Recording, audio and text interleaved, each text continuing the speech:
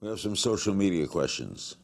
Greg, Jonathan M. Levine on Facebook wants to know, what inspires you, the concept or the character? Good question. That's a very good question.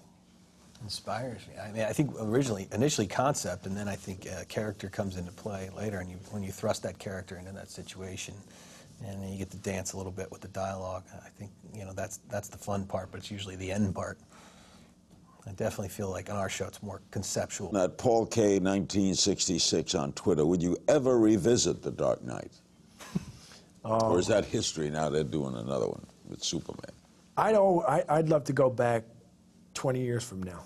I'd love to go back and revisit that character in a different part of my life. But that was 10 years of my life, and we were very proud of the films that we made. At Zoe O.E. asks, were you surprised at Ben Affleck's selection? No, I think it's Warner Brothers has a fantastic relationship with Ben. He's a fantastic filmmaker and a phenomenal lead. I think he's going to be an incredible Batman. What's the toughest part about shooting a Batman? I mean, because he's not a superhero. I mean, he doesn't fly, he doesn't climb buildings.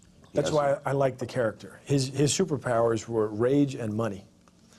And there was nothing extraordinary about it. It was just an ordinary man, sufficiently pissed off to want to go and turn his life into a symbol and go out and fight crime in the middle of the night. I used to spend a lot of time with the guy who wrote him. Oh, yeah? Conceived him.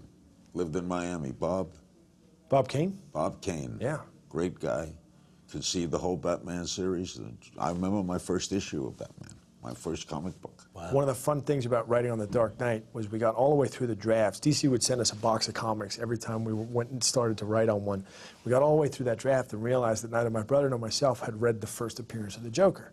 So we finished the first draft of The Dark Knight, and I went back, happened to go back and look at it. It's Bob Kane, Bill Finger, Jerry Robinson.